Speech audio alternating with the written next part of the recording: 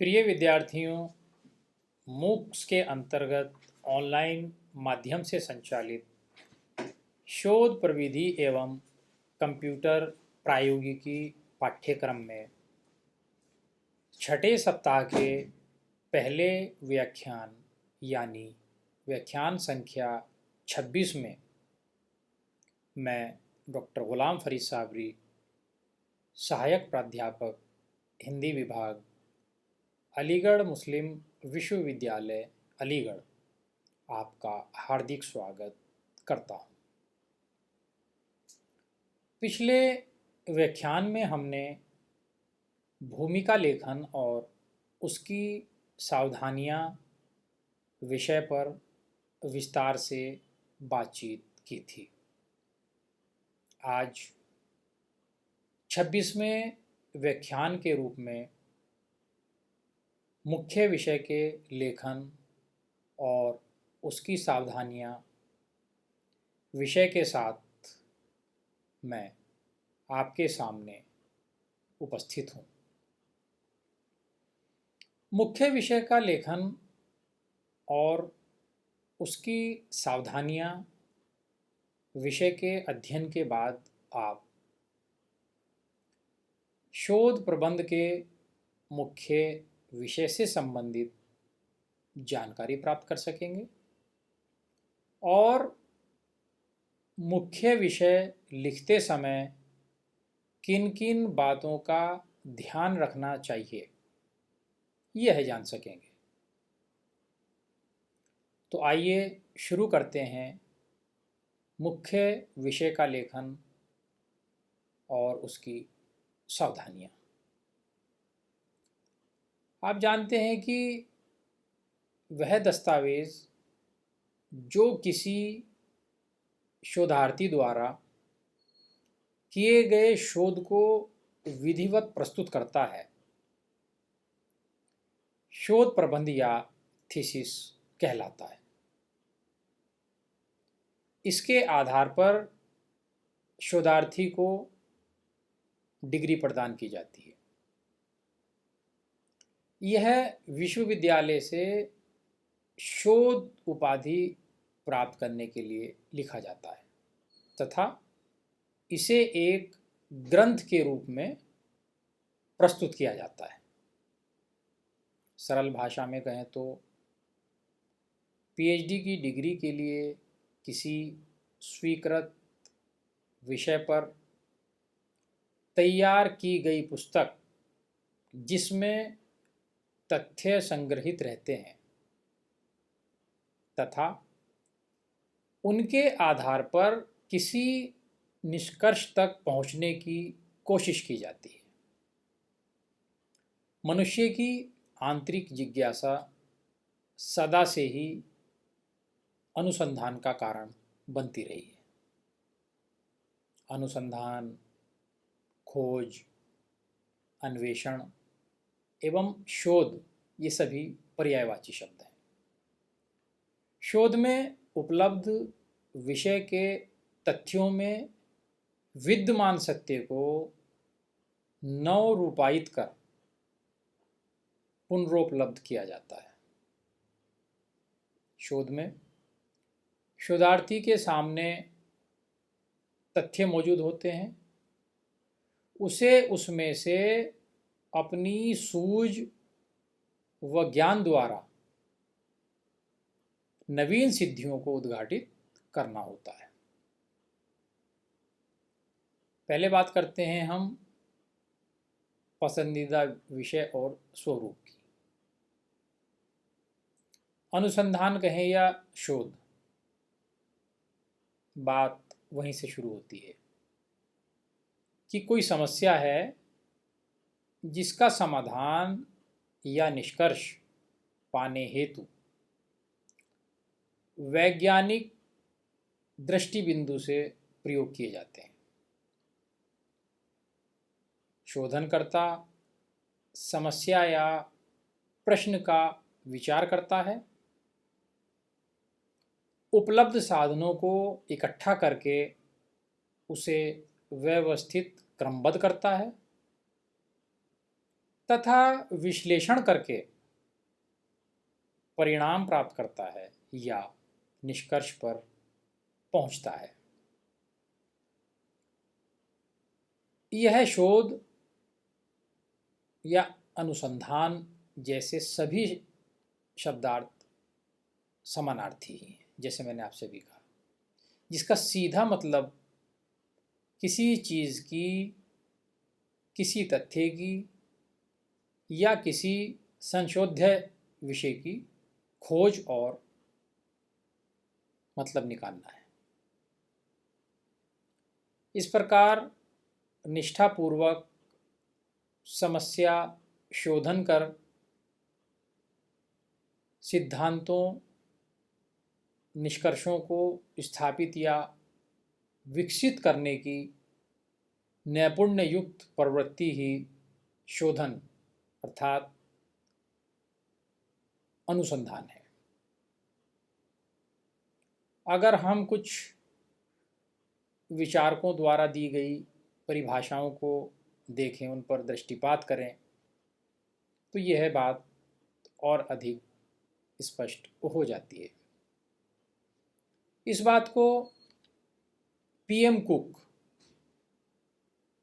अपनी परिभाषा में स्पष्ट करते हुए कहते हैं कि अनुसंधान किसी समस्या के संदर्भ में तथ्यों और उनके अर्थों की एक ईमानदार, विस्तृत और बुद्धिमान खोज है। अनुसंधान का जो कार्य है उसे करते समय बहुत सतर्कता बरतनी चाहिए कि जो आपका विषय है वो आपकी पसंद का हो, आपकी रुचि का हो,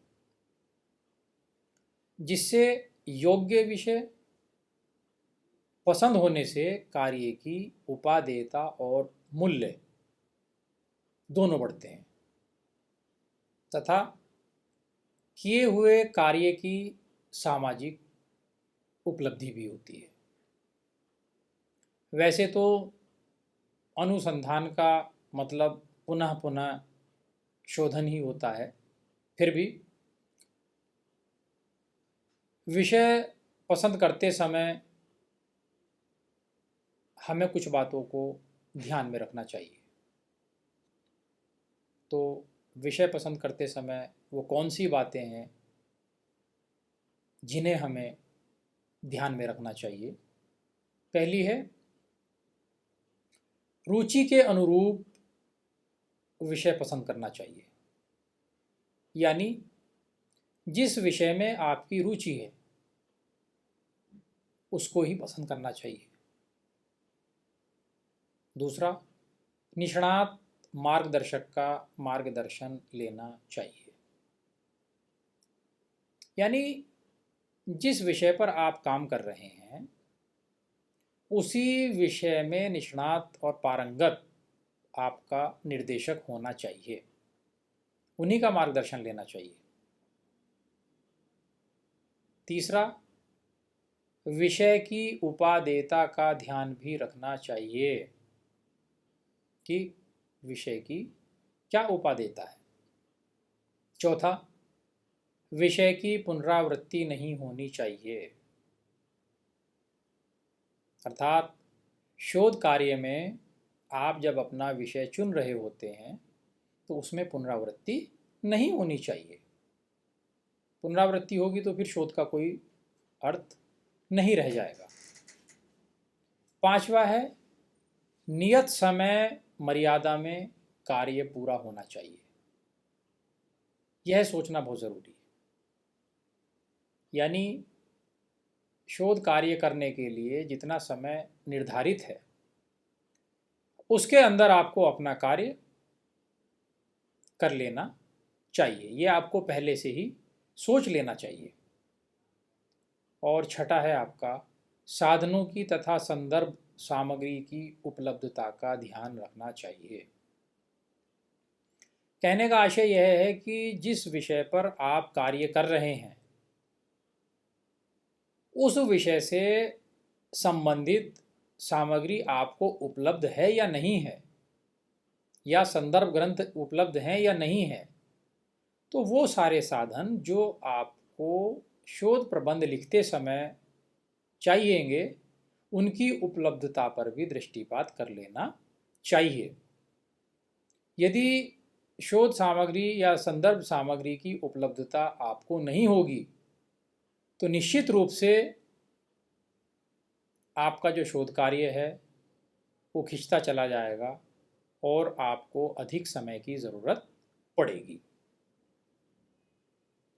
इन बातों को संक्षिप्त रूप से कहें तो अनुसंधान कार्य में शोध समस्या चयन एक केंद्रीयभूत वस्तु है।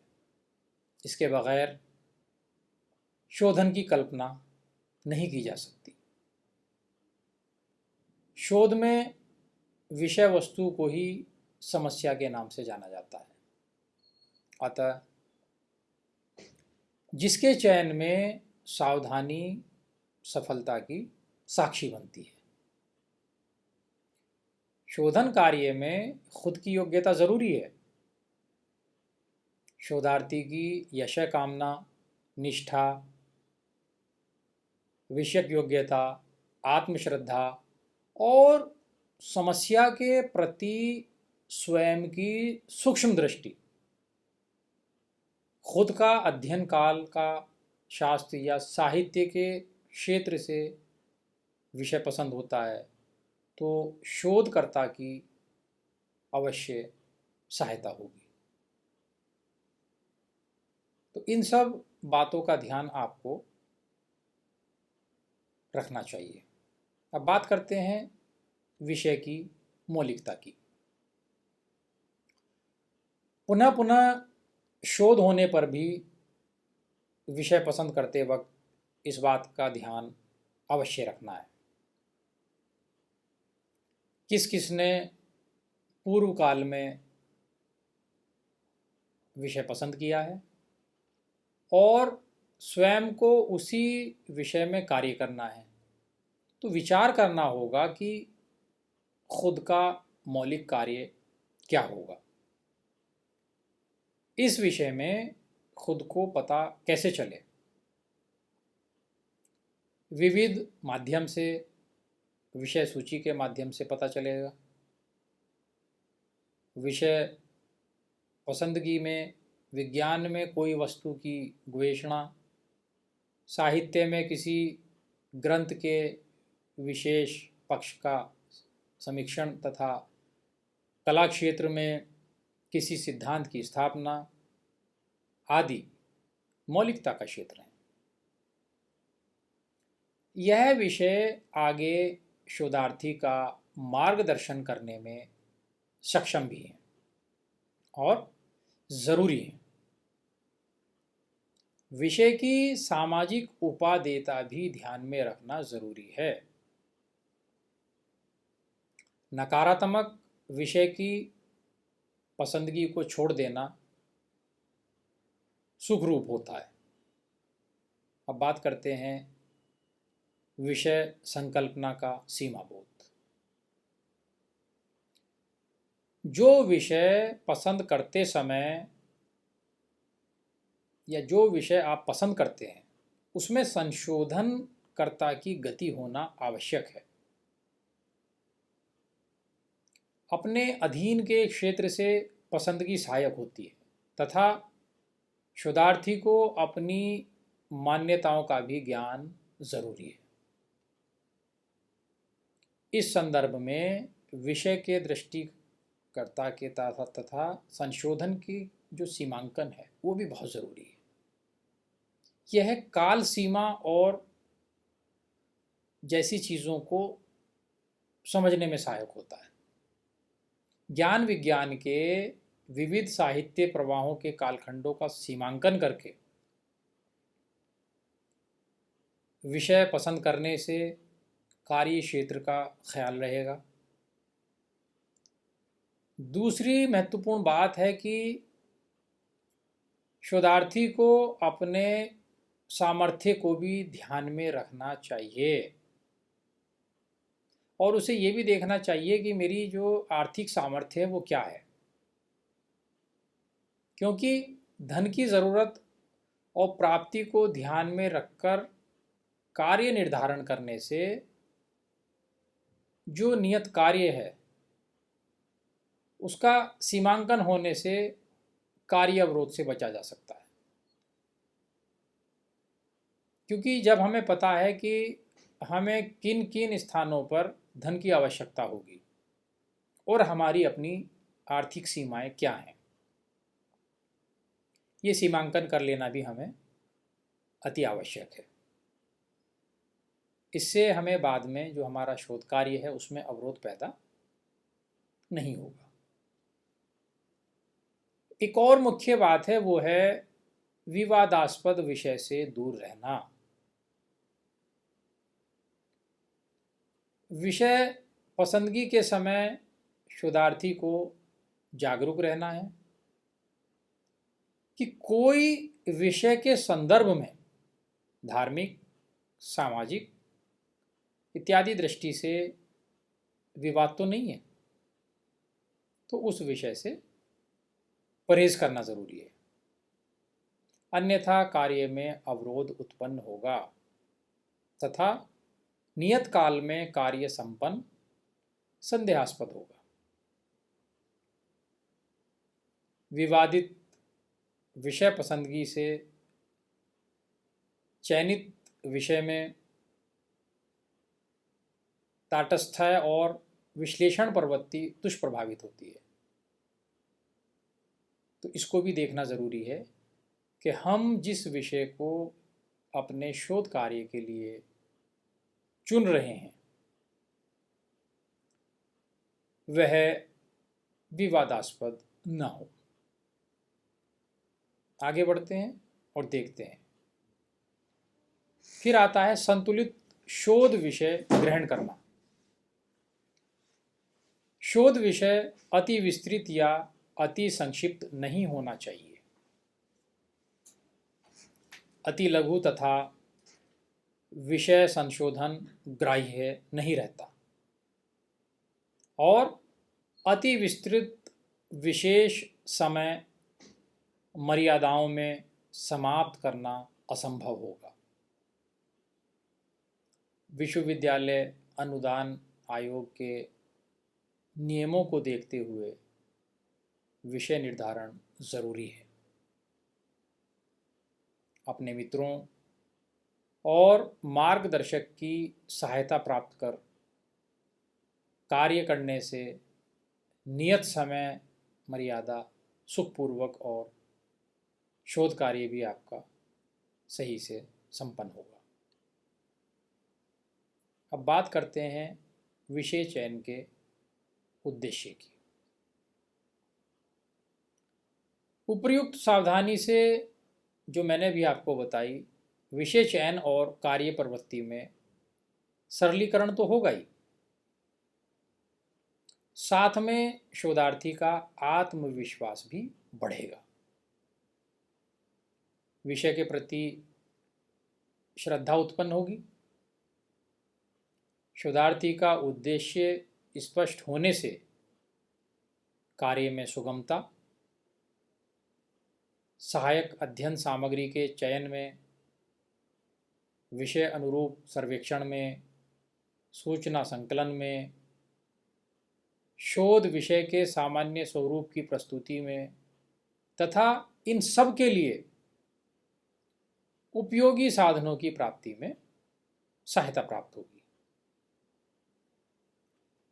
अपने शोध कार्य के लिए शोधार्थी की दृष्टि स्पष्ट होगी तथा तार्किकता बनी रहेगी। इस प्रकार समस्या चयन में वैज्ञानिक तथा संशोधात्मक दृष्टि का समन्वय करने से समस्याओं से परे रहते हुए सफलता के शिखर तक पहुंचा जा सकता है। अब बात करते हैं शोध स्वरूप की। शोध स्वरूप अर्थात प्रकृति या स्वभाव कुछ घटक तत्व हैं जो शोध स्वरूप का निर्माण करते हैं, जैसे विषय विज्ञान, शोध प्रक्रिया, अनुरूप चिंतन, शोध कार्य, पूर्वापर व्यवस्था चिंतन, प्रकरणानुसार विषय विश्लेषण, संदर्भ परिशीलन तथा उल्लेख, मौलिक चिंतन, वैज्ञानिक तथा तकनीकी दृष्टि। शोधार्थी की आत्मतुष्टि, अभिकल्पना की सप्रमाण पुष्टि तथा संदर्भ ग्रंथ सूची, इन घटक तत्वों से शोध स्वरूप की निर्मिति होती है। अब बात करते हैं नूतन अवधारणा का स्थापन। शोध प्रबंध में विवेचनीय विषयों का सप्रमाण परिशीलन के पश्चात उन शोधार्थी कोई नूतन सिद्धांत को स्थापित करता है जो संशोधन का निष्कर्ष होता है। वही शोध का स्वरूप है। अब बात करते हैं सूचना संकलन द्वारा अवधारणा का सृजन। कोई भी शोध कार्य के लिए प्राप्त किए हुए तथा देखे गए पदार्थों की प्रकृति, वैशिष्ट्य, उसे अभियोग के स्वरूप, ज्ञान अवयव का पारस्परिक क्रिया प्रतिक्रिया का ज्ञान तथा उसे प्राप्त धारणाओं की परिकल्पना वगैरह योजना की जाती है।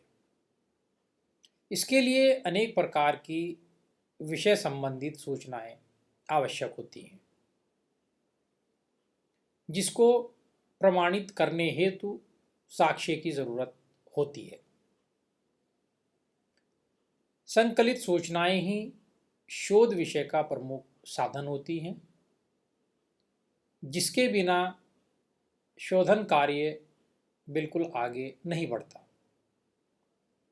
अगर आगे बढ़ता भी है तब भी कुछ नया नहीं हो पाता। अतः इस शोध कार्य में सूचना संकलन नवीन वस्तु की उपलब्धि के आधार हैं। यही शोधक का सामान्य स्वरूप है। फिर आता है आपका नियंत्रित भाषा। शोध की भाषा पांडित्यपूर्ण, अस्पष्ट, अलंकारिक, श्लेषयुक्त, क्लिष्ट, बिना जरूरी पारिभाषिक शब्दों से युक्त नहीं होनी चाहिए। भाषा परिशुद्ध, विषय प्रतिपादन योग्य, सहज और सरल होनी चाहिए, जिससे बहुजन बोध्य भाषा ही उपयुक्त है। अब बात करते हैं शोध उद्देश्य की स्पष्टता तथा सीमा निर्धारण की। शोध कार्य में उद्देश्यों की स्पष्टता शोध प्रारूप बनता है। अस्पष्ट उद्देश्य वाला शोध कार्य भ्रम उत्पन्न करता है। शोध का उद्देश्य कार्य पूर्ति तक स्मरण में रहना चाहिए। शोध कार्य का सीमांकन भी जरूरी है, जिसके निश्चित समय मर्यादा का पालन हो सके। शोधन कार्य नियत अवधि में समाप्त करने के लिए सीमांकन जरूरी है। फिर आता है आपका वर्णित विषयों में उत्तरोत्तर रुचिकर प्रभाव। कला और साहित्य के संशोधन क्षेत्र में, कला और साहित्य में जब हम शोध करते हैं तो शोध क्षेत्र में शोध प्रारूप में विषय को अध्याय और प्रकरणों में उप प्रकरणों में विभक्त किया जाता है। प्रकरणों में विषय तथा वर्ण वस्तु में एक रूपता रहती है। शोध जो हो रहा है आपका उसको आप सुयोग्य प्रकरण बनाकर अच्छे से उस पर कार्य करते हैं, जिससे पाठक की जो अभिरुचि है वो बढ़ती है। यही शोध का सामान्य स्वरूप है। अब बात करते हैं स्पष्ट संदेश की। शोध एक प्रकरण से शुरू होकर जहाँ समाप्त होता है, उससे उचित विवेचक विषय के विवेचन का फल शोधार्थी की दृष्टि से क्या है, उसका स्पष्ट उल्लेख होना जरूरी है। उसमें शोधार्थी की इच्छा शक्ति, ज्ञान शक्ति, विवेचन कौशल्य द्वारा प्रतिपादन योग्यता का संकेत प्राप्त होता है। आगे के शोध कार्य का अध्ययन तथा विषय का विवेचन, यानी शोधार्थी के चयनित विषयों में पूर्व में हुए शोध कार्य का अध्ययन तथा उसके विषय का विवेचन उपयोगी है। किस ग्रंथों को देखा, उसमें क्या देखा, इसका क्या उपयोग कर सकते हैं आदि की समझ पक्की होती है, जिससे संदर्भों के विषय में पता चलता है। इसलिए अगर शोध कार्य आदि ग्रंथों का अवलोकन और विवेचन करना अति आवश्यक हो जाता है। फिर आता है आपका शोध कार्य साधन का उल्लेख।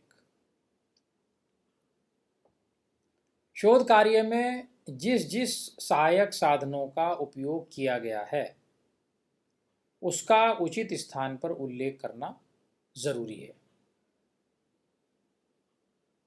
शोध विषय में जिसके भी संदर्भ, टिप्पणी आदि का स्थान महत्वपूर्ण है, जो आगे के शोध के मार्ग बनाता है। संदर्भ की पंक्तियां इत्यादि जहाँ से उद्धृत हैं, वहीं का विवरण देना चाहिए।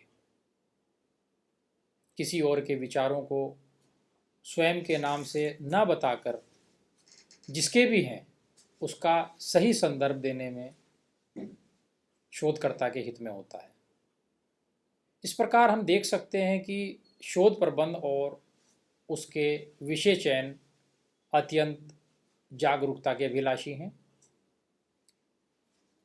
ध्यान रहे और संयम संशोधन सदैव विषय की उपादेयता में वृद्धि करता है।